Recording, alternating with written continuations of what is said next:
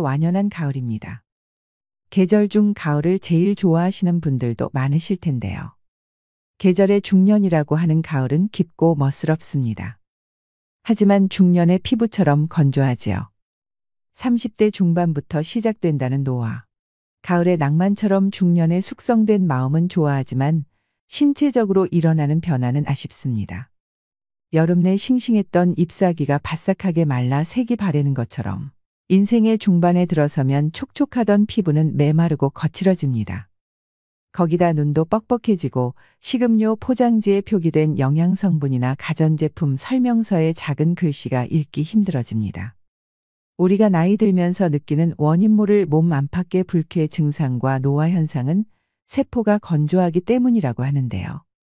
고혈압과 노안, 피부 트러블, 우울증과 치매 같은 노화 증상과 질병들의 진짜 원인이 무엇이고, 세포의 수분 흡수력을 되찾아 노화를 늦추고 질병을 치유할 수 있는 방법들을 알려드리겠습니다. 오늘 소개해드릴 건강서적은 노화는 세포 건조가 원인이다. 지은이 이시아라유미, 옴기니는 유네림, 발행은 전나무 숲입니다. 오늘의 영상은 중년 노년들이 꼭 보셔야 되는 내용입니다. 영상을 끝까지 시청하셔서 마른 가지에 물이 오르면 다시 잎이 돋고 꽃이 피듯 중년이 넘어도 젊고 건강한 몸을 유지할 수 있는 황혼의 청춘을 오래도록 만끽하시길 바랍니다. 지금부터 말씀드릴 내용은 일상에서 조금만 신경 쓰시면 지킬 수 있는 소소한 원칙들입니다. 꼭 실천하셔서 건강한 노후를 보내시길 바랍니다. 그럼 지금부터 잠시 책 속으로 들어가 보겠습니다. 고대 그리스의 철학자 아리스토텔레스도 말했듯이 노화란 우리 몸이 차츰 건조해지는 현상이다. 지금 가지에서 딴 싱싱한 사과도 시간이 지날수록 껍질부터 말라 쭈글쭈글해지다가 결국 속까지 상한다. 인간이라고 다를 바가 없다. 촉촉하고 윤기나던 피부는 나이가 들수록 메마르고 거칠어진다. 눈도 뻑뻑해지고 손끝에 물기도 말라 책장을 넘길 때면 손끝에 침을 묻히게 된다. 또 음식을 삼키다 목에 걸려 사례가 걸릴 때도 많다. 이게 다 몸속 세포가 건조해졌다는 증거다. 그뿐만이 아니다. 비만 오면 허리나 무릎이 아파온다. 또 유독 배와 턱에 군살이 붙는다. 기억력도 떨어져서 말하려는 단어가 입안에서만 맴돌 뿐 도무지 떠오르지 않을 때가 많다. 이런 현상들도 내장과 관절뼈, 심지어 뇌에 이르기까지의 세포가 건조해서 나타나는 것이다. 실제로 유아기 몸무게의 70%나 차지하던 수분은 나이가 들수록 점점 감소하여 성년기에는 60%, 노년기에는 55%에 지나지 않는다고 한다. 이것만 보더라도 몸이 더 건조해지지 않도록 하는 것이 노화를 늦추는 가장 효과적인 방법이라는 것을 알 수 있다. 이런 노화나 건조 현상은 20대를 넘으면 누구나 겪는다. 흔히 생각하듯 중년기나 노년기에만 해당하는 문제가 아닌 것이다. 생활 환경도 현대인의 몸을 건조하게 만드는 데 한몫한다. 지나친 냉난방 탓에 1년 내내 건조하게 지내다 보니 가습기 없이는 겨울나기가 힘들 정도로 목욕 방식도 달라져서 욕조에 물을 받아 느긋하게 몸을 담그기보다는 후다닥 샤워로 끝낼 때가 많다. 그러다 보니 몸을 충분히 덮이지 못해 냉증이 쉽게 생긴다. 몸이 차면 세포의 건조 상태가 더 악화된다. 이 같은 문제는 식생활에서 더 찾을 수 있다. 아침 식사로 많이 먹는 빵과 우유, 평소에 즐겨 먹는 열대 과일, 습관처럼 마시는 녹차는 모두 우리 몸을 차게 만든다. 이렇듯 자신도 모르게 몸을 차게 만들어서 세포의 건조를 부추기며 사는 모습을 보면 안타까울 뿐이다. 이런 생활 습관을 고쳐 몸이 건조해지는 것을 막으면 내장 기능이 활발해지고 피부도 촉촉해지며 노화도 느리게 진행된다. 주변을 보더라도 나이보다 젊어 보이는 사람들은 한결같이 활발하게 몸을 움직이기 때문에 몸에 늘 온기가 돌고 피부에도 윤기가 있다. 내장이나 뼈, 혈관의 세포가 건조해진 겉모습에만 영향을 미치는 것이 아니라 다양한 질병에 걸리기도 한다. 생활습관병이라고 하는 고혈압, 당뇨병, 고지혈증 등은 혈관의 내피세포나 췌장의 베타세포 같은 우리 몸의 세포가 비정상적으로 건조해진 결과 기능이 떨어져서 나타나는 질환들이다. 또한 치매라 불리는 인지증은 뇌세포가 건조해 쪼그라들면서 나타나는 질병이다. 특히 여성은 몸속 건조증을 치료하면 자궁과 난소의 기능이 활발해져 부종이나 심한 체중 증가 부인과 질환 갱년기 장애 등을 빨리 극복할 수 있다. 세포 보습으로 몸의 건조를 막는 것은 어렵거나 특별하지 않다. 식사와 목욕을 비롯한 평소의 사소한 습관 몇 가지만 바꾸면 지금 내 몸에 일어난 질병과 불쾌한 증상을 완화하고 노화를 늦추어 젊고 건강한 몸과 뇌로 바꿀 수 있다. 당신이 겪고 있을 몸의 건조 증상들, 누구나 나이가 들면 몸이 건조해지는 것들, 피부가 당기고 거칠어져서 자꾸 신경이 쓰이고 손가락 끝도 말라 책장을 넘길 때면 나도 모르게 침을 묻히게 된다. 그런데 건조 증상이 피부와 같은 몸의 겉에만 나타나는 것이 아니다.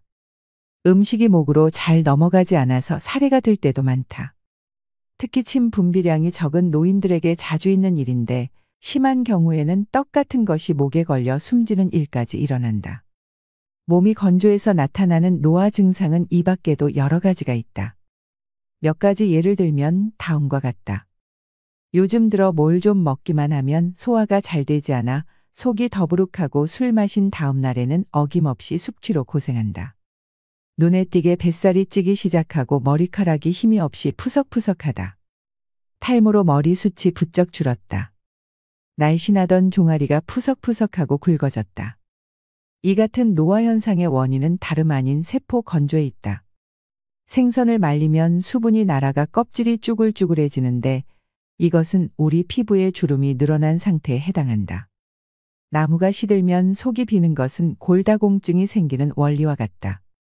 줄기를 자른 꽃은 시간이 지나면 생기를 잃고 바싹 말라 더는 물기를 빨아들이지 못하는데 이것은 지나치게 세포가 메말라 우리 몸이 수분을 흡수할 수 없게 되는 것과 마찬가지다.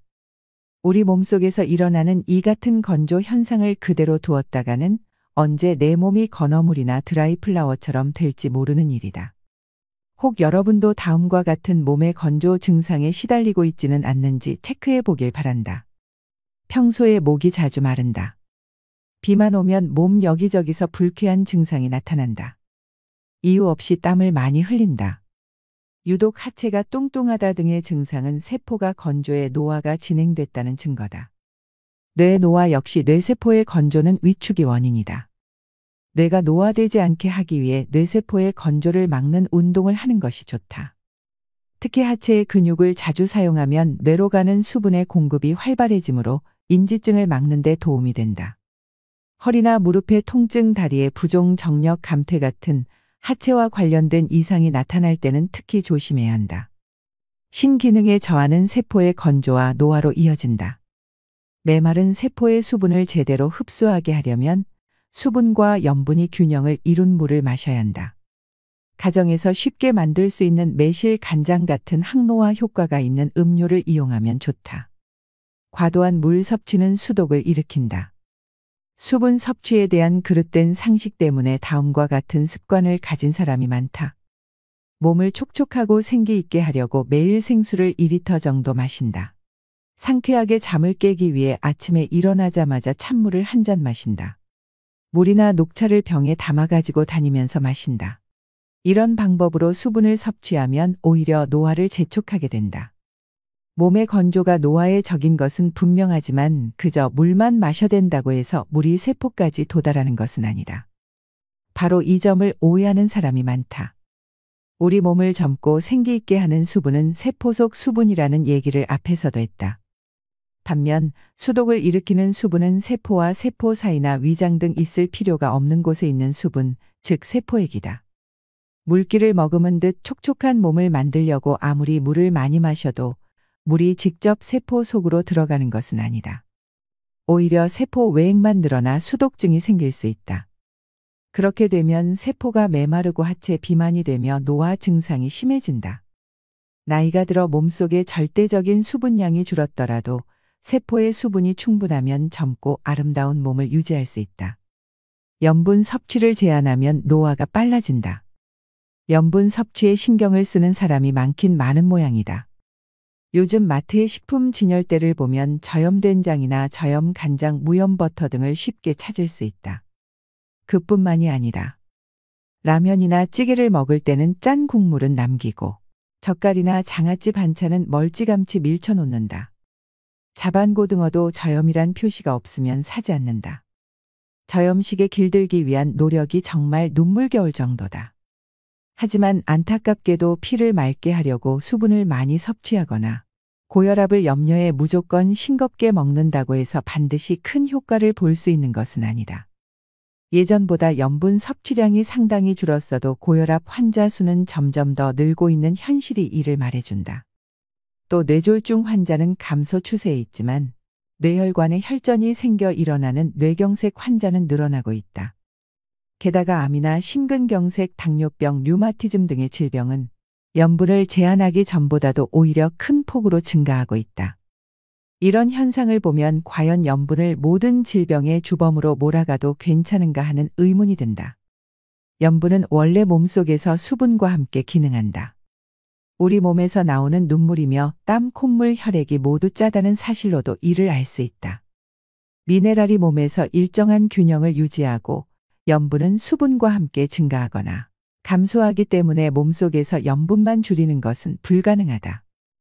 동양의학에서는 몸속에 남아있는 과도한 수분이 고혈압의 원인이라고 설명한다. 수분이 많아 묽어진 다량의 혈액을 온몸으로 보내려면 심장은 강한 압력으로 박동을 해야 한다. 그러니 혈관 내 압력이 높아질 수밖에 없는 것이다. 몸속의 염분이 몸 밖으로 나갔기 때문이 아니라 염분과 함께 기능하는 수분이 몸 밖으로 나갔기 때문에 혈압이 떨어지는 것이다. 이처럼 과도한 염분 제한은 노화를 향한 전력 질주나 다름없다. 피부 보습제는 세포 건조를 해소하지 못한다.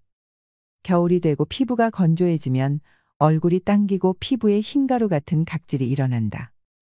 발 뒤꿈치도 갈라지고 거칠어져서 걸핏하면 스타킹 홀이 나간다. 심할 때는 밤마다 몸 여기저기가 가려워서 잠을 설치기도 한다.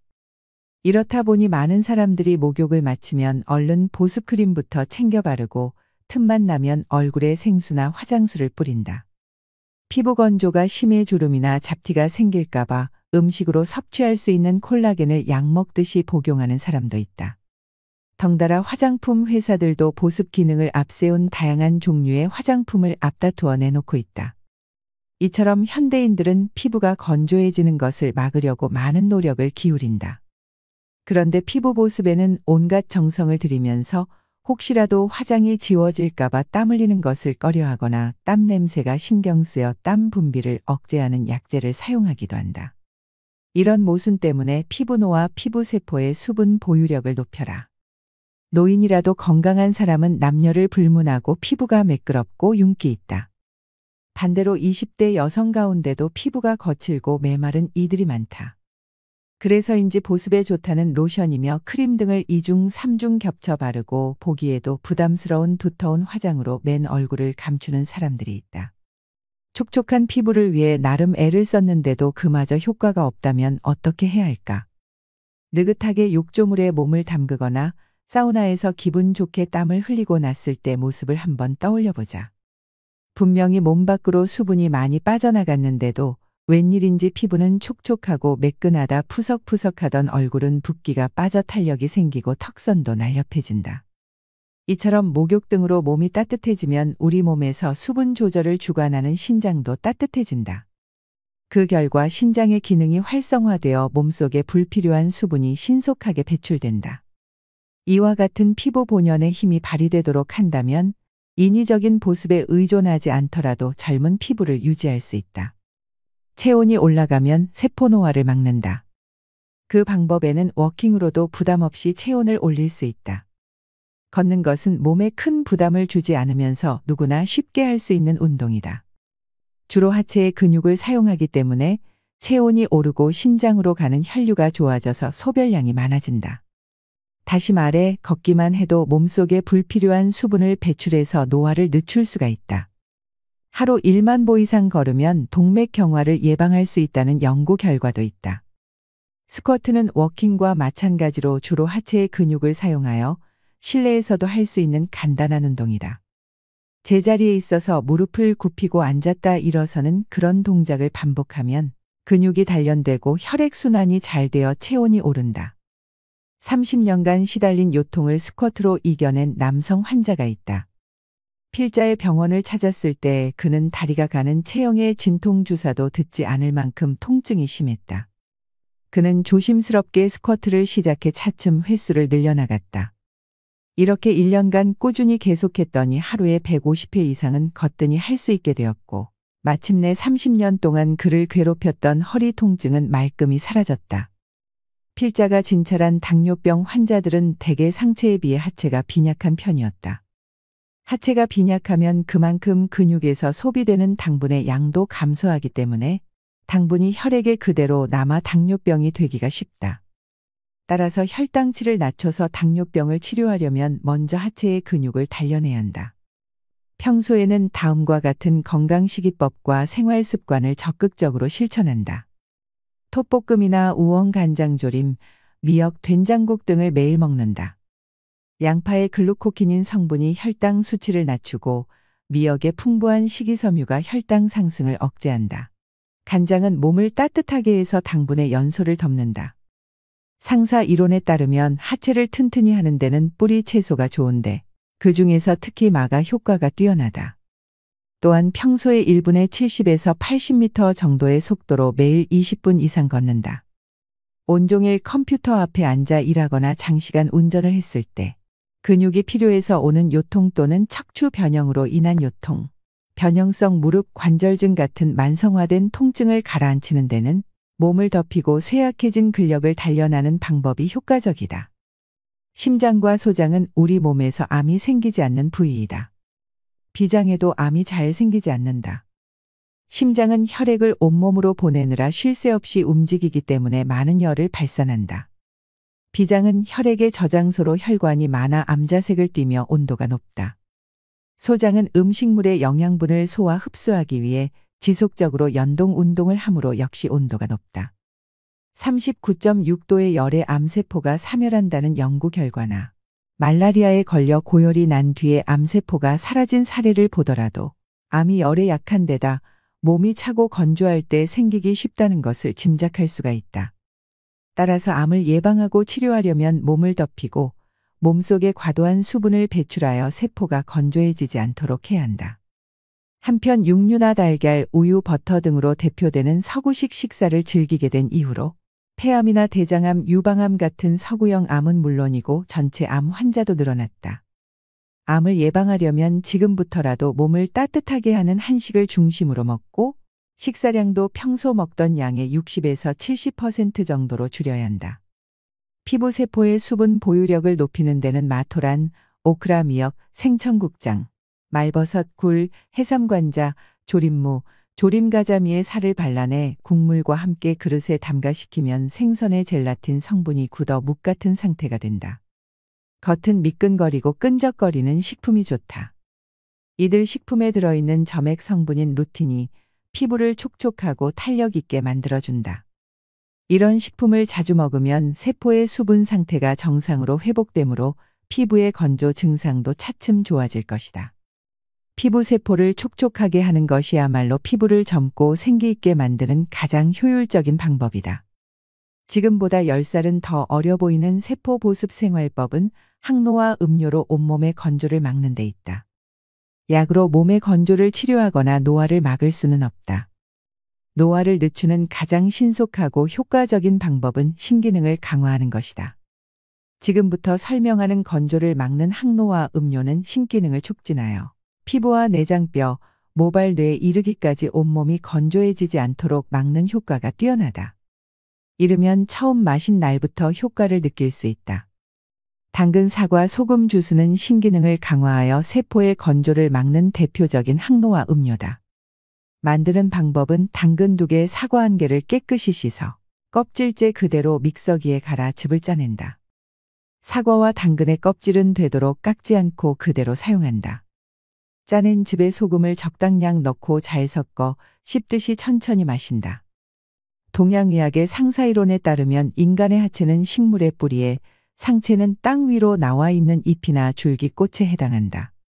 따라서 하체에 있는 신을 강하게 하는 데는 식물의 뿌리가 효과가 있다. 인삼이나 오가피 같이 뿌리를 약용하는 생약은 대개 큰 병으로 몹시 쇠약해진 신체 회복을 돕거나 허약체질 노쇠를 개선하는 데 쓰인다. 식품 중에서는 뿌리 채소가 신기능을 강화하는 데 좋다. 신은 신장과 생식기, 비뇨기를 포함한다. 신기능이 활발해지면 몸에서 불필요한 수분이 빠져나와 몸 상태가 좋아지고 노화 현상이 감소한다. 특히 몸을 따뜻하게 하는 난색을 띠는 당근은 과도한 수분으로 인해 몸이 찬 사람에게 아주 좋다. 과일 중에서 사과는 원산지가 북쪽 지방이고 색도 붉어 몸을 차게 할 염려가 없다. 당근과 사과에 소금을 더하면 앞서 설명한 대로 수분과 염분이 균형을 이루게 되므로 더 효율적인 세포에 수분을 공급할 수 있다. 당근, 사과, 소금 주스의 효과는 이미 서양의학에서도 검증된 바 있다. 30여 년 전에 필자는 난치병 치료로 유명한 스위스 취리의 베너 병원에서 자연요법을 공부한 적이 있다. 이 병원은 1879년에 개원한 이래 육류와 달걀, 우유 같은 동물성 식품 대신 통밀빵이나 채소 절임식품, 꿀 등의 자연식품과 다양한 물리요법을 이용해 난치성 질환을 치료해 왔는데 특히 아침마다 마시는 당근 사과 주스가 식이요법의 중심 메뉴였다. 당시 원장으로 있던 블러시 박사는 당근 사과 주스에는 우리 몸에 필요한 비타민과 미네랄이 130여 가지나 들어있다고 설명했다. 당근은 채소 중에서 미네랄 함량이 으뜸이고 사과에도 비타민과 미네랄이 풍부하다. 게다가 당근을 사과와 함께 갈아 마시면 당근 특유의 향이 약해져 영양뿐만 아니라 맛도 한결 좋아진다. 병원에서 당근 사과 주스의 효과를 알게 된 필자는 지금까지 날마다 아침 식사 대신 마시고 있다. 맛도 좋지만 평소에 잤던 설사가 멈추고 바쁘게 일하면서도 늘 활기차고 피부도 건강한 걸 보면 당근 사과 주스의 효과를 톡톡히 보고 있는 셈이다. 당근 사과 주스는 미량의 영양소가 풍부하고 비타민과 미네랄이 균형을 이룬 음료지만 사람에 따라서는 마신 후에 속이 메스꺼리거나 몸이 차가워질 수도 있다. 필자는 임상 경험을 통해서 몸속에 불필요한 수분이 고여 세포가 건조할수록 그와 같은 반응이 많이 나타난다는 사실을 알게 되었다. 그래서 몸속에 생긴 무릉덩이가 당근 사과 주스의 흡수를 방해하지 못하도록 소금을 넣어 세포의 수분 흡수력을 높였다. 이런 원리에 따라 만들어진 것이 바로 당근 사과 소금 주스다. 동양의학과 서양의학 어느 쪽의 관점에서 보더라도 신기능을 강화하여 노화를 막는 효과가 뛰어난 음료다. 항노화 식사법으로 배설 능력을 높인다. 몸이 건조해지지 않게 해서 노화를 늦추려면 신으로 가는 혈류를 좋게 해서 배설 능력을 높여야 한다. 그러려면 당근 사과 소금 주스나 생강 홍차 같은 음료 외에도 항노화 작용을 하는 식품을 평소에 꾸준히 먹어야 한다. 동양의학에서 자주 쓰는 120가지 처방의 70에서 80%는 생강이 들어간다. 생강은 혈액순환과 이뇨작용을 촉진하며 몸을 따뜻하게 하고 배란 작용을 한다. 생강의 주된 효능은 다음과 같다. 몸을 덮여서 땀을 내고 혈액과 체액의 흐름을 좋게 한다. 소변이 잘 나오게 해서 몸속에 과도한 수분을 배출한다. 오늘의 영상 어떠셨나요? 55세의 김정임님은 이렇게 말합니다. 키 155cm에 63kg이었을 만큼 살이 쪘었고 계단도 오르내리지 못할 만큼 오른쪽 무릎이 많이 아팠어요. 그런데 세포 보습을 실천한 지 일주일 만에 몸이 가벼워지기 시작하더니 2달 만에 5kg이 줄고 반년이 더 지나자 처음보다 무려 10kg이나 줄었어요.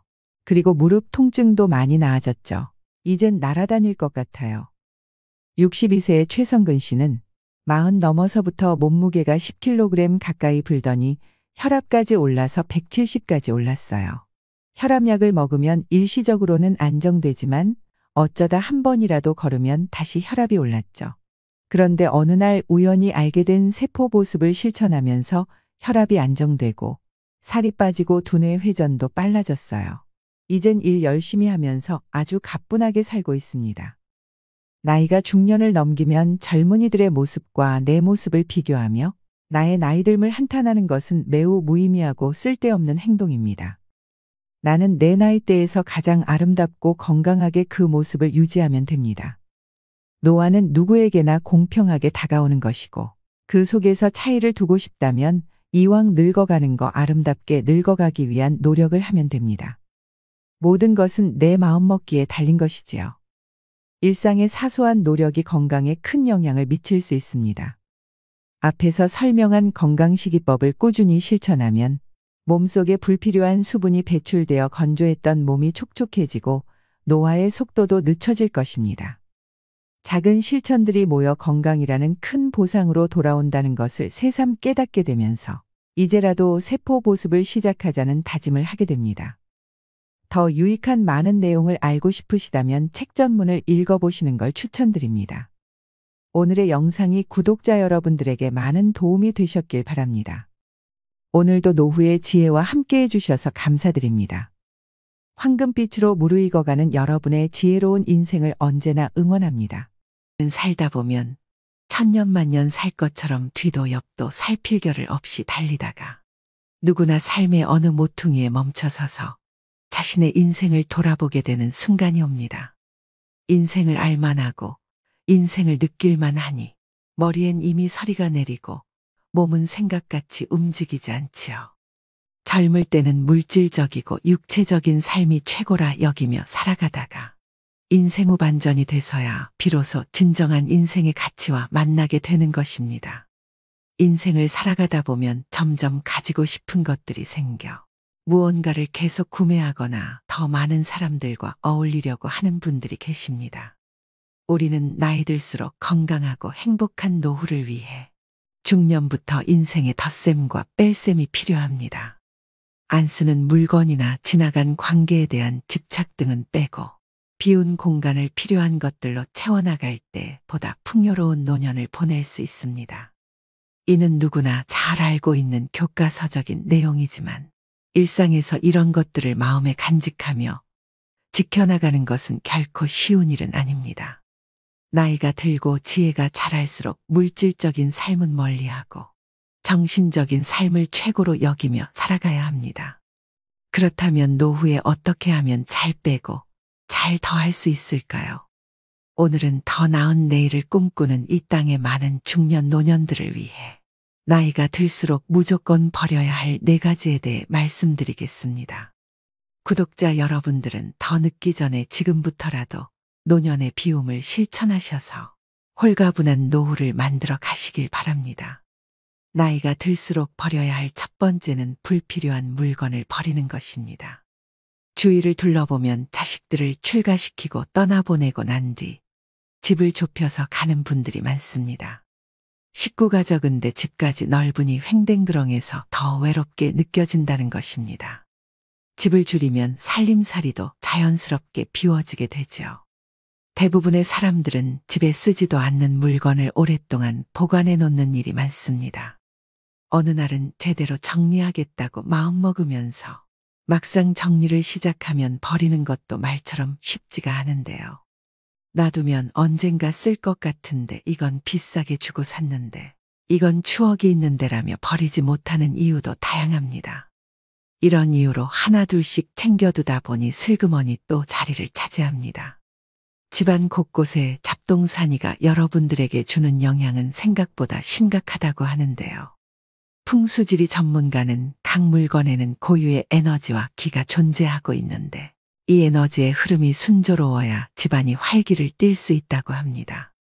즉 불필요한 물건은 즉시 버리고 비워내야 비로소 그 자리에 자신이 진정 원하는 새로운 일들이 찾아올 수 있다는 것이죠. 내 몸의 노화를 촉진하는 물건 5가지가 있습니다. 첫 번째는 밑창과 굽이 다른 낡은 신발입니다. 낡은 신발은 관절과 척추를 늙게 만들고 오래된 운동화는 족저근막의 압력을 높여 통증을 유발하기 때문에 집에 낡은 신발이 있다면 당장 버리셔야 합니다. 두 번째는 오래된 플라스틱 용기입니다.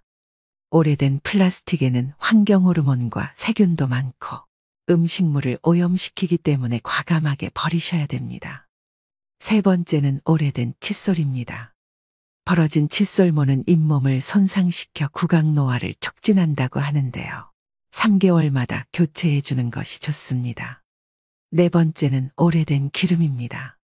오래되어 산패된 기름은 일단 몸속에 들어가면 배출이 안 되고 혈전을 만들어 혈관을 좁혀 여러 가지 질병을 유발하므로 오래된 기름은 절대 드시면 안 됩니다.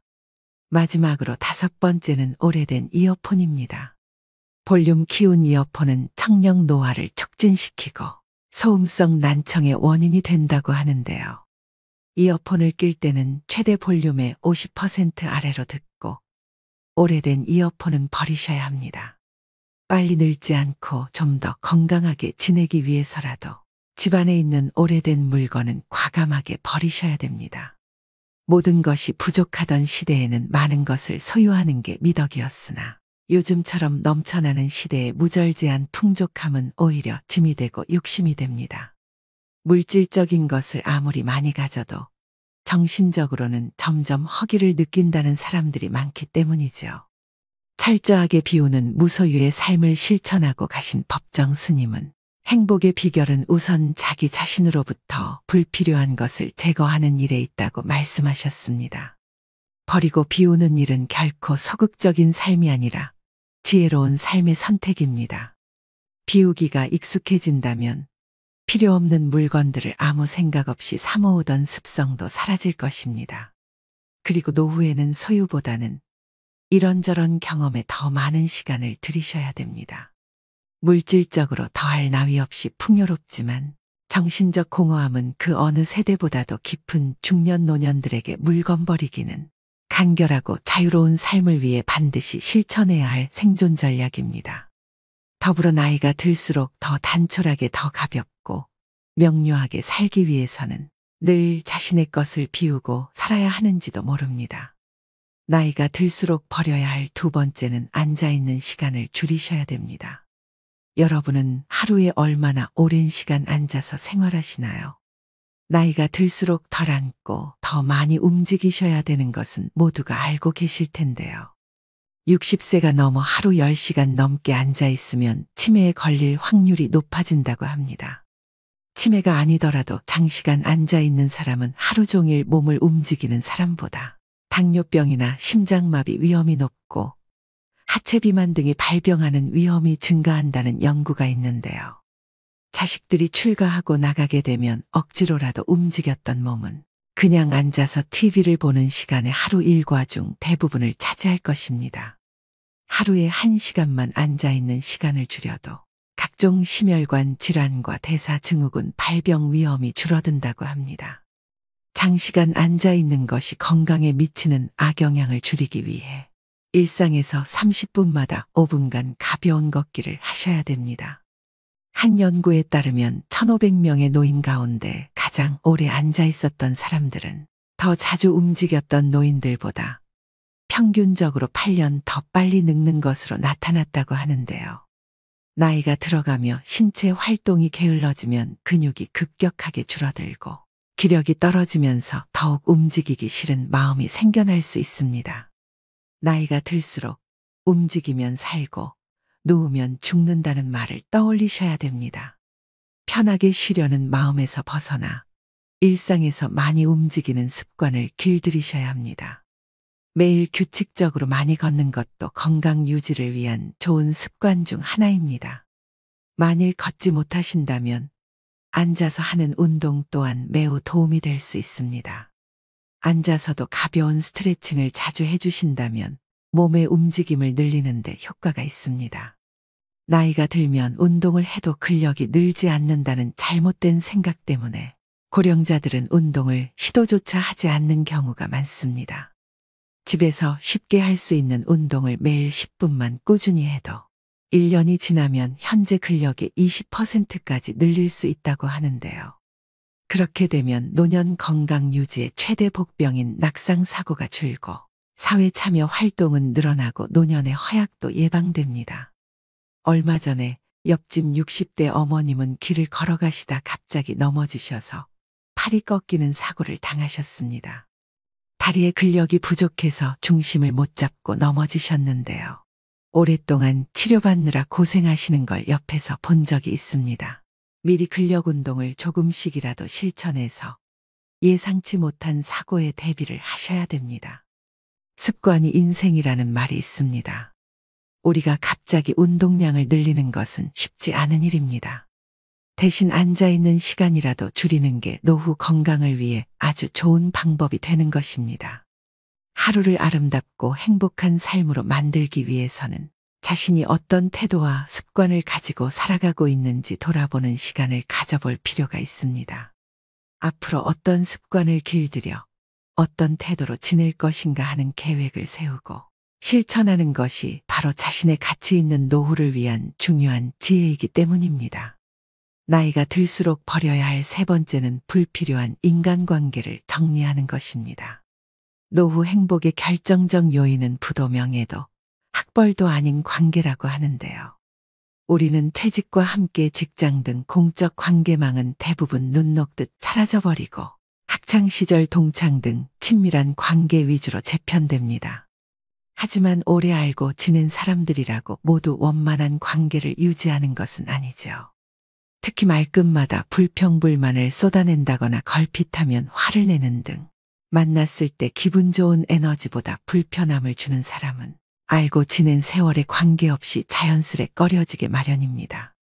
따라서 노후에는 어떤 사람을 자주 만나고 싶은지 또는 만나고 싶지 않은지 생각해 보면서 자신 역시 만나고 싶은 사람이 될 수 있도록 노력하며 관계를 형성해 나가야 합니다. 노후가 되면 마음이 외롭고 인생이 허무하다고 느낄 때가 많습니다. 이때 달려와 고민을 함께 나눌 친구가 한두 명만 있어도 성공한 인생이라 할 수 있죠. 나이 들어서 주변 사람들과의 관계에서 벌어지는 크고 작은 갈등은 노년의 삶의 질을 낮추고 외로움을 증폭시킵니다. 맞지 않는 사람과의 인연의 끈을 놓지 못하고 만남을 유지하면서 스트레스를 받는 사람들을 주변에서 흔히 볼 수 있습니다. 특히 살아온 세월 속에 쌓인 갈등이 폭발하면서 관계가 망가질 때도 많습니다. 배우자 및 자녀와의 갈등이나 오래 알고 지낸 친구와의 불협화음 등이 이 경우에 해당하죠. 불필요한 인간관계는 늙음을 의식하기 시작하는 50대부터 하나씩 내려놓으면 편해진다고 합니다. 자녀들이 부모 품을 떠나 독립하고 나면 우리는 지켜야 하는 것들이 점점 적어집니다. 그러면 자연스럽게 이제껏 무리해서 만나야만 했던 사람들도 줄어들게 됩니다. 물은 나이를 먹으면 체력도 기력도 젊었을 때와 같지 않게 되니 굳이 의미 없는 인간관계에 힘쓸 여유가 없어집니다. 그러니 참아가며 사람을 만나는 일은 피곤하기만 하죠. 나이 들어서 체력이 떨어지는 만큼 인간관계에도 에너지 절약이 필요합니다. 여기서 가족만큼은 예외라고 말씀하시는 분들도 계실 것 같은데요. 결국은 가족도 같습니다. 그저 너무 가까이 가지 않는 것이 요령이죠. 관계에서 오는 스트레스를 줄이고 싶다면 사람보다는 고독과 친해지셔야 합니다. 악기 배우기나 그림 그리기, 운동 등 취미 활동을 하면서 혼자만의 뜻깊은 하루하루를 보낸다면 내적 자존감도 덩달아 상승하게 됩니다. 이처럼 혼자서 시간을 잘 보낼 수 있게 된다면 내 인생에서 진정으로 필요한 인간관계 또한 분명해질 거라고 생각합니다. 나이가 들어갈수록 그냥 아는 사람 100명보다 나를 잘 알아주는 사람 1명이 더 귀합니다. 그대로의 나를 받아들이는 소수의 사람과 편안하게 만나면서 평온한 노후를 보내셔야 됩니다. 은퇴 후 인간관계라는 한 연구에 따르면 배우자와 함께하는 시간을 줄이고 싶다고 대답한 은퇴자가 늘리고 싶다고 한 은퇴자보다 6배나 많았다고 하는데요. 이 같은 문제들을 비추어 볼 때 은퇴 후에도 원만한 대인관계를 유지하려면 삐걱대는 관계를 정비하는 것도 중요합니다. 가족 또는 가까운 지인 간 어긋난 부분을 개선하고 줄어든 인맥을 새롭게 채워나가야 사람 냄새 풍기는 노후 생활을 즐길 수 있습니다. 행복하고 건강한 노년을 만드는 것은 사람들과의 질적인 관계에 달려 있습니다. 놀라운 것은 나에게 이로운 관계가 행복뿐 아니라 노후의 신체적 건강까지 영향을 준다는 사실이죠. 누군가는 이렇게 말합니다. 인생은 나를 알아주는 한두 사람 붙잡고 사는 거라고 하더군요. 나이 들어서도 너무 관계에 연연하다 보면 자신에게 소홀해지곤 합니다. 그럴 때일수록 잠시 멈춰서 자기 자신을 챙겨보시면 좋겠습니다. 마지막으로 나이가 들수록 버려야 할 네 번째는 식사량을 줄이는 것입니다. 아무리 몸에 좋은 것도 지나치면 병이 됩니다. 먹을 것이 부족했던 과거와 달리 요즘은 먹을거리가 넘쳐나 영양 과잉 섭취로 인한 고혈압, 당뇨 그리고 높은 콜레스테롤 등의 만성질환 환자가 빠르게 늘어나고 있다고 하는데요. 특히 중년 이후엔 여러 호르몬 분비와 기초대사량이 감소하기 때문에 운동하지 않고 과식이나 폭식을 반복적으로 하게 되면 내장 지방이 쌓여 복무비만이 됩니다. 나이가 들어서 몸에 좋다고 무턱대고 먹다 보면 오히려 영양 과잉 상태를 초래해서 질병으로 발전할 수 있다는 사실을 아시나요? 실제로 소식하는 습관은 노화를 늦추고 노화와 관련된 질병 위험이 낮아집니다. 소식을 하면 뇌세포의 활동이 활발해질 뿐 아니라 체중이 5%만 줄어도 허리와 무릎에서 느끼는 부담과 통증도 사라지고 목과 어깨도 가벼워집니다. 또한 몸에서 독소가 빠져나와 혈액순환도 좋아지죠. 살이 빠지면서 얼굴 라인도 살아나고 고민했던 뱃살도 쑥 들어가서 몸매가 청춘 시절로 되돌아갈 수 있습니다. 인류 역사 내내 배불리 먹는 것이 인류의 수건이었지만 이제는 영양과잉 상태에서 벗어나야 합니다. 그래야 사는 동안 몸을 가볍고 건강하게 살 수 있습니다. 우리는 나이 들수록 첫 번째 목적으로 지켜야 할 것은 무조건 건강입니다.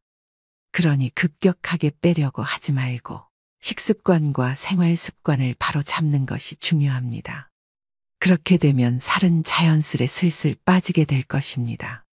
나이가 들수록 과식보다는 적당한 배고픔을 즐기셔야 됩니다.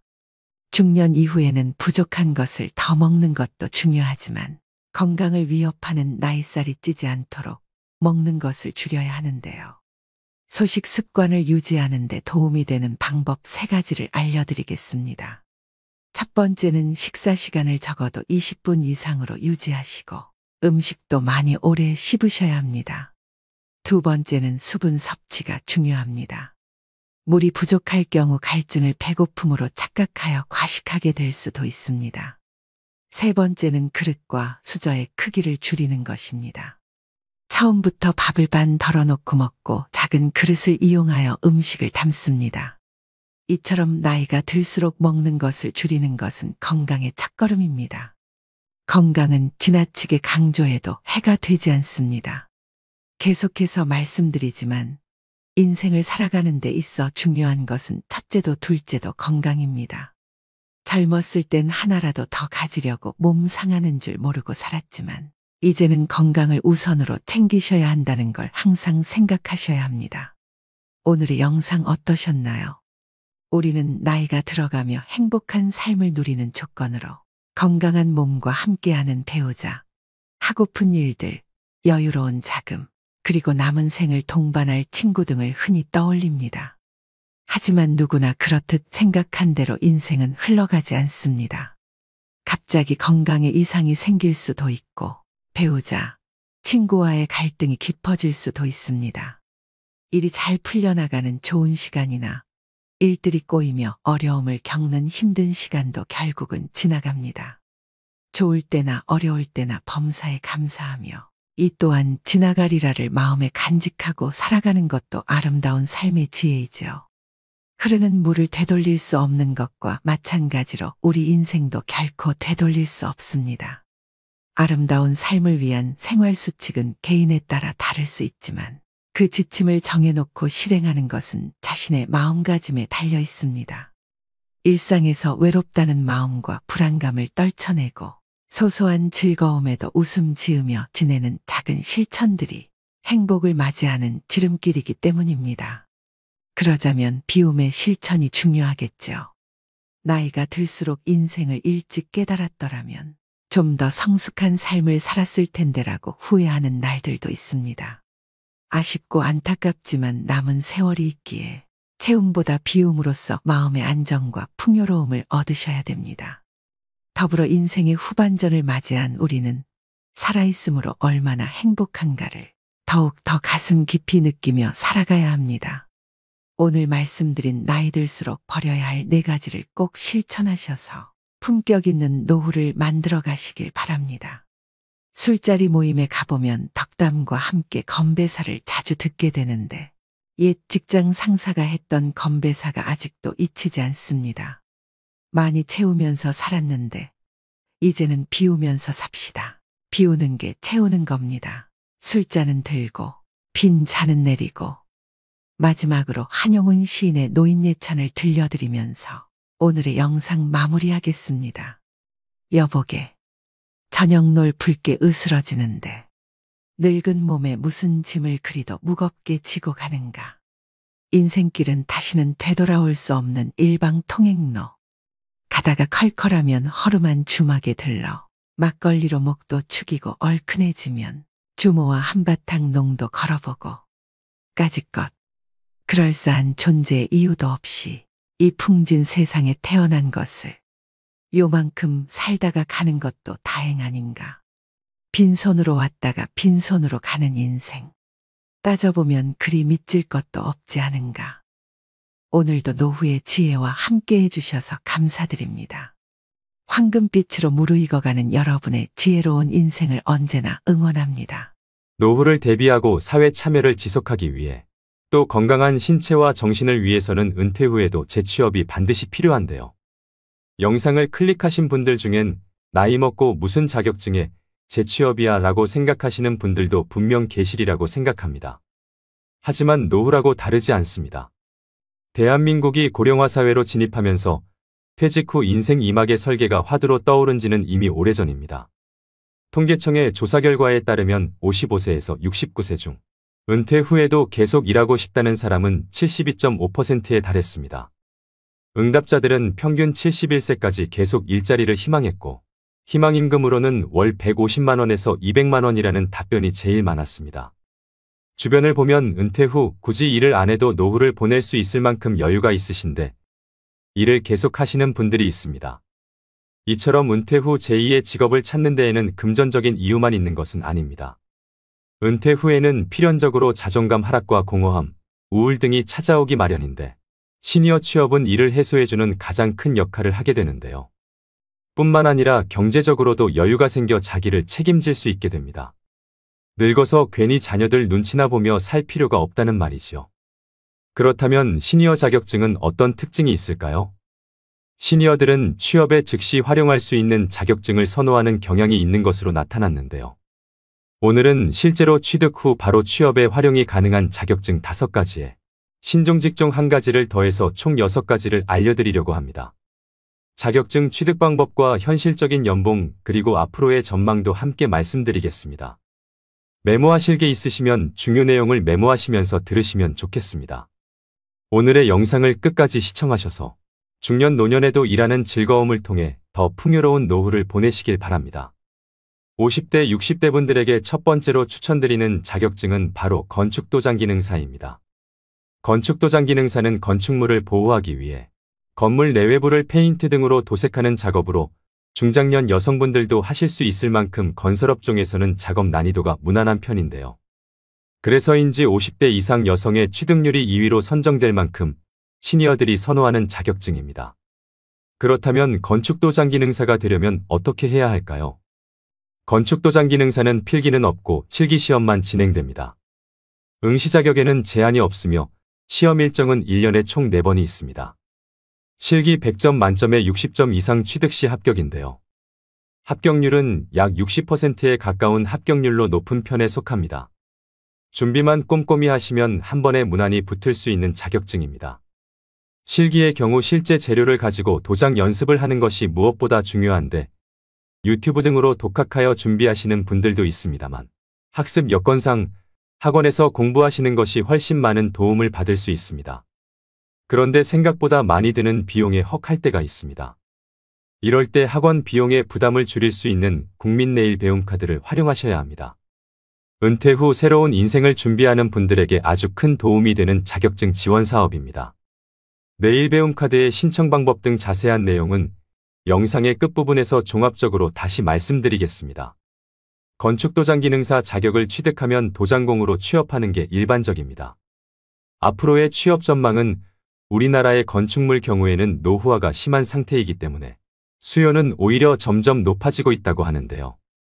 인테리어 업체로 취업할 경우 기업과 경력, 지역에 따라 다르지만 월 200에서 300만 원 정도이고 건설 현장에서 일할 때의 일당은 보통 15만 원에서 25만 원 수준으로 알려져 있습니다.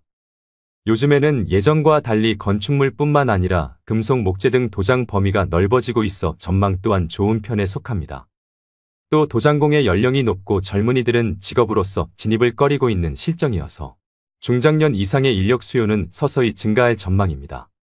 50대, 60대 분들에게 두 번째로 추천드리는 자격증은 바로 한식조리기능사입니다. 한식조리기능사 자격증은 매년 꾸준히 높은 응시율과 여성 시니어들의 인기를 유지하는 자격증인데요. 살림 경험을 바탕으로 요리에 자신 있으신 분들이 가장 선호하는 자격증입니다. 자격증 취득 후 일반 음식점부터 국공립 어린이집이나 병원, 학교 등의 단체급식소에서 조리사로 취업이 가능합니다. 특히 학교 급식소에서 일하면 퇴근 시간이 빠르고 방학 기간에 쉴 수 있다는 장점이 있습니다. 그렇다면 한식조리사가 되려면 어떻게 해야 할까요? 한식기능조리사 자격증은 산업인력공단에서 시행하는 시험으로 나이나 경력, 학력 등의 응시 자격에 제한이 없습니다. 자격증 취득 과정은 필기와 실기 시험으로 나눠지는데요. 필기 시험의 합격률은 45% 정도로 1시간 동안 사지선다형 60문제를 풀어야 되며 60점 이상 맞으면 합격입니다. 문제집 한 권을 사서 2주에서 3주 정도 시간을 투자해 공부하면 무리 없이 합격하는 수준이라고 합니다. 반면 실기시험 합격률은 35% 정도로 결코 난이도가 낮은 시험은 아닙니다. 실기시험은 한식 메뉴 31개 중 2개가 랜덤으로 출제되고 70분 동안 주어진 재료로 조리해야 합니다. 특히 실기시험의 경우엔 공식을 잘 따라 하셔야 되기 때문에 학원에서 수업을 들으시는 게 보다 단기간에 합격할 수 있는 방법인데요. 한식조리기능사 같은 경우도 내일 배움 카드로 실기시험에 대비한 교육비를 최대 100%까지 지원받을 수 있으니 꼭 활용해 보시면 좋겠습니다. 한식조리기능사의 연봉은 종일근무 기준 평균 3,300만 원 정도입니다. 대부분의 어린이집이나 단체급식소 같은 경우엔 종일근무가 아닌 파트타임을 선호하는 경우도 많습니다. 결과적으로 한식조리기능사는 신중년들에게 전망이 밝고 돈을 많이 벌겠다는 목적보다는 요리할 때 즐거움을 느끼고 시간을 유연하게 쓰고 싶은 분들에게 추천하는 자격증입니다. 50대, 60대 분들에게 세 번째로 추천드리는 자격증은 바로 떡제조기능사입니다. 저도 이번 영상을 준비하면서 처음 접하게 된 자격증인데요. 여러분들도 아마 조금은 생소하실 거라고 생각됩니다. 하지만 떡제조기능사는 블루오션에 해당하는 자격증 중에 하나라고 합니다. 최근 건강식인 떡을 비롯해 약과 한과 등 다양한 전통 간식들이 다시금 떠오르고 있는데요. 떡이 줄어든 쌀 소비량을 끌어올리고 있을 만큼 전통 디저트를 찾는 소비자 수는 꾸준히 증가하고 있는 추세입니다. 그렇다면 떡 제조기능사가 되려면 어떻게 해야 할까요? 떡 제조기능사는 한국산업인력공단 주관으로 진행되는 시험으로 시험 일정은 1년에 4회입니다. 필기시험은 사지선다형으로 총 60문항을 60분 동안 풀어야 합니다. 한식조리기능사와 건축도장기능사와 마찬가지로 100점 만점에 60점 이상이면 통과됩니다. 필기시험 합격률은 75% 정도로 높은 편에 속하지만 현재 연도가 거듭될수록 합격률이 조금씩 낮아지는 걸로 봤을 때 그만큼 난이도가 조금씩 올라가고 있는 추세입니다. 필기의 경우 독학으로 공부하셔도 크게 어려움 없이 합격이 가능합니다. 실기 과목은 떡제조 작업형으로 2시간 동안 시험이 진행되며 맵쌀떡과 찹쌀떡 중 한 종류만 출제가 되는데요. 실기 역시 100점 만점에 60점 이상이면 합격입니다. 실기시험 합격률은 약 50%로 필기보다 다소 낮은 것을 확인할 수 있는데요. 실기를 좀 더 꼼꼼히 준비하셔서 시험장에 들어가야 할 필요성이 있겠습니다. 떡 제조기능사 역시 실기 준비는 내일 배움 카드를 활용하시면 학원에서 수강이 가능합니다. 떡 제조기능사 평균 연봉은 3천만 원 초반 수준인데요. 떡은 한번 배워놓으면 관련 업종을 창업할 수도 있고 카페 곁들인 메뉴로도 낼 수 있다는 메리트가 있기 때문에 전망은 밝은 편입니다. 50대, 60대 분들에게 네 번째로 추천드리는 자격증은 바로 방수기능사입니다. 방수기능사는 말 그대로 건축물에 물이나 습기가 스며들지 않게 하기 위해 지하도나 지붕, 벽, 욕조 등의 방수 작업을 하는 자격을 의미합니다. 육체적으로 작업 난이도가 높지 않은 직업인데요. 건축물의 신축 공사가 많을 때 인기를 끄는 자격증이어서 최근에 매년 3만 명 이상이 시험을 봤던 인기 직종 중 하나입니다. 그렇다면 건축도장 기능사가 되려면 어떻게 해야 할까요? 방수기능사는 건축도장 기능사와 마찬가지로 필기 없이 실기시험으로만 이루어져 있어 큰 부담 없이 편하게 준비 가능하며 100점 만점에 60점 이상이면 합격입니다. 실기시험 시간은 2시간 10분이며 아스팔트 시트지를 재단하고 순서에 맞게 부착하는 작업이 진행됩니다. 합격률은 약 50% 정도로 무엇보다 2시간 10분 안에 작업을 마쳐야 하기 때문에 몸에 익숙해질 때까지 실습을 충분히 해야만 취득할 수 있습니다. 방수기능사 또한 한국산업인력공단 주관 시험이고 내일 배움카드 이용이 가능합니다. 방수기능사의 평균 연봉은 3,200만 원 정도입니다. 방수공사는 90% 이상이 신축공사이며 일부가 보수공사이기 때문에 신축공사의 증감에 따라 영향을 많이 받습니다. 최근 건설 경기가 서서히 회복되면서 방수기능사에 대한 고용도 서서히 증가할 전망입니다. 50대, 60대 분들에게 5번째로 추천드리는 자격증은 바로 요양보호사입니다. 고령화 시대에 꼭 필요한 인력으로 주목받는 자격증인데요. 요양보호사는 노인 또는 신체적으로 도움이 필요한 환자들에게 기본적인 건강관리와 생활지원을 제공하는 역할을 합니다. 제 주변에도 실제로 50대, 60대 지인분들이 요양보호사를 업으로 삼고 계시는 분들이 많이 계실 만큼 요양보호사 자격증에 대한 관심이 뜨거운데요. 아내를 간호하기 위해 자격증을 취득한 84세 할아버지와 18살 손자와 나란히 합격한 72세 할머니도 계십니다. 개인적인 생각으로 50대, 60대라도 누구나 무리 없이 합격할 수 있는 수준이라 봅니다. 그렇다면 요양보호사가 되려면 어떻게 해야 할까요? 요양보호사의 교육과정은 총 240시간으로 이론과 실기 그리고 실습을 각각 80시간씩 수료해야 됩니다. 필기시험과 실기시험 각각 만점에 60% 이상 득점 시 합격할 수 있습니다. 하지만 2024년부터는 이론 240시간, 실기 80시간으로 기존 교육이수 시간에서 80시간이 더 늘어날 예정입니다. 자격증을 취득한 요양보호사는 흔히 양로원이라 말하는 시설이나 주야간 보호센터에서 일할 수 있게 되는데요. 또 제가 서비스라고 해서 집으로 직접 방문해 가사지원과 신체 수발 서비스 등을 담당하기도 합니다. 다만 급여가 안정적이지 않고 값싼 가정부를 고용했다는 듯 노골적으로 잡일을 시키는 환자나 가족이 있을 수 있습니다. 또 치매 어르신들을 주로 돌보는 일이라 돌발 상황도 많이 생긴다고 합니다. 하지만 단순한 돈벌이 이상의 보람이 있다고 하시는 분들도 많습니다.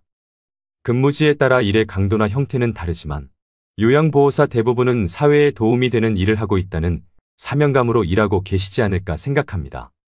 하지만 이와는 별개로 요양보호사에 대한 잘못된 인식과 처우는 앞으로 많이 개선되어져야 하는 것은 분명합니다. 2023년 기준 요양보호사의 최저임금은 시급 9,620원으로 연봉으로 환산 시 약 2,400만 원 수준입니다. 계속되는 고령화와 요양시설이나 재가시설에서 요양보호사를 의무 채용하고 있어 전망은 제일 밝은 자격증 중 하나입니다. 요즘 같은 고용 불안 시대에 건강하기만 하다면 평생 직업으로 삼을 수 있는 일이라고 생각됩니다. 이렇게 총 5가지의 전망 좋은 자격증을 알려드렸는데요. 여기에 한 가지 더 강력 추천드릴 자격증으로 신종직업인 병원동행 매니저에 대해 말씀드리겠습니다. 기대 수명이 늘어난 요즘에는 불가피하게 찾아오는 질병을 적절하게 관리하는 일이 장수의 우선 조건이 되었습니다. 이와 함께 부상하는 직업이 바로 병원 동행 매니저인데요. 노인 비율이 커지는 만큼 몸이 아픈 사람들도 당연하게 많아지고 있습니다. 복합검진이 가능한 대부분 종합병원이 예약 시스템으로 운영되고 있는데 기기를 다루는 데 익숙하지 않는 어르신에게는 외래 진료 예약부터 병원 방문까지 모든 과정이 어려움의 연속인데요. 그나마 가족이 도움을 줄 수 있다면 괜찮지만 각자 밥벌이로 인해 부모의 외래 진료에 동행하기 위해 시간을 내기는 쉽지 않습니다. 이처럼 병원 동행 매니저는 숙련된 간병인이 환자와 함께 이동하여 보호자를 대신해 병원 이동 및 접수 귀가까지 동행하는 신종 직업입니다. 병원 동행 매니저는 인생이막의 유망 직종으로 전망이 아주 밝습니다. 서울시의 경우 2022년 기준으로 1만 명의 병원 동행 매니저가 활동하고 있으며 2025년까지 2만 명의 병원 동행 매니저를 양성할 계획이라고 밝혔는데요. 노인 인구가 빠르게 증가하면서 시니어 1인 가구는 더욱 늘어날 것이기 때문에 병원 동행 매니저의 수요는 앞으로 더욱 증가할 것으로 예상되고 장년 노년분들이 하기에 괜찮은 직업으로 생각이 됩니다. 그렇다면 병원 동행 매니저가 되려면 어떻게 해야 할까요? 병원 동행 매니저로 활동하기 위해서는 간호사, 간호조무사나 요양보호사, 사회복지사 자격 중 한 가지 이상의 자격증을 소유하고 있어야 합니다. 소지하고 계신 자격증이 없으시다면 사회복지사 2급 취득으로 접근하시는 게 가장 수월한 방법인데요. 사회복지사 2급은 필기시험 없이 온라인 수업 이수 후 실습을 하면 취득할 수 있습니다. 한국산업인력공단이나 한국사회복지사협회 홈페이지에서 접수를 진행할 수 있습니다. 가장 궁금해하실 급여 조건은 지역이나 업무 시간에 따라 다르겠지만 월 최대 240만 원 수입을 낼 수 있습니다. 평균 시급은 2만 원 수준으로 모든 서비스는 기본 2시간 이상 제공되기 때문에 한 번 병원 동행 시 최소 4만 원을 받을 수 있습니다. 근무 시간을 여유롭게 사용할 수 있고 업무 강도도 무난한 편에 속하기 때문에 하루빨리 자격증을 취득하셔서 제2의 직업으로 삼아보시면 어떨까요? 그렇다면 말씀드린 5가지의 기능사 자격시험은 어디에서 신청할까요? 한국산업인력공단 사이트인 큐넷 사이트에 접속하셔서 원서 접수를 진행하셔야 합니다. 설명드린 자격증마다 말씀드렸다시피 국민배움 체험카드를 100% 활용하셔서 취득하셔야 비용을 최대한 아낄 수 있습니다. 신청 방법은 가까운 고용센터를 방문하시거나 HRD.net 홈페이지를 통해 신청이 가능한데요. 지원 금액은 300만 원이 기본이고 최대 500만 원까지 지원받을 수 있습니다. 지원 범위 내에서 전체 훈련비의 45에서 85%가 국비 지원이 됩니다. 아무래도 어르신들은 컴퓨터로 신청하는 것은 어려움이 있을 수 있기 때문에 언급해드린 자격증 취득에 의사가 있으신 분들이라면 자녀에게 도움을 요청하시거나 그마저도 어렵다면 고용센터에 방문해서 자세한 상담을 받아보시는 것이 좋겠습니다. 오늘의 영상 어떠셨나요? 영상을 보시고 이렇게 말씀하시는 분들도 계실 겁니다. 일이야 계속 하고 싶지요. 하지만 나이 든 사람을 누가 써준답니까? 라고 하시며 일자리를 구할 생각조차 하지 않는 분들도 많을 거라고 생각합니다. 자격증을 취득해도 나이 때문에 일자리를 구하기 힘든 현실이라고도 말씀하십니다. 저는 이 의견이 맞는 말인 것 같기도 하지만 또 틀린 말이기도 한 것 같은데요. 일자리를 구하지 못하는 것은 나이 때문만이 아닙니다. 쉬운 일만 찾거나 이미 지나버린 자신의 전성기만 생각하고 눈높이를 낮춰 일자리를 구하지 않기 때문인 경우가 더 많습니다. 하늘은 스스로 돕는 자를 돕는다고 했습니다. 노후에도 일을 계속하겠다는 의지가 있으시다면 스스로 변하고 일자리를 얻기 위해 노력하셔야 합니다. 내가 과거에 무엇을 했느냐가 아니라 현재 내가 어떤 상황에 있고 앞으로 어떻게 살아갈 것인가를 정확히 인식하는 것이 중요합니다. 노후의 일자리를 위해 명심해야 할 것이 있습니다. 용기 있는 자가 일자리를 얻는다. 두드려라. 그러면 열릴 것이다. 마지막으로 구독자 여러분들이 이미 취득하셨거나 공부 중이신 자격증, 그리고 제2의 직업으로 삼고 계신 일이 있으시면 댓글로 공유해 주시면 감사하겠습니다. 또 궁금하신 질문을 댓글로 남겨주시면 성심성의껏 답변 드리도록 하겠습니다. 오늘도 노후의 지혜와 함께 해주셔서 감사드립니다. 황금빛으로 무르익어가는 여러분의 지혜로운 인생을 언제나 응원합니다.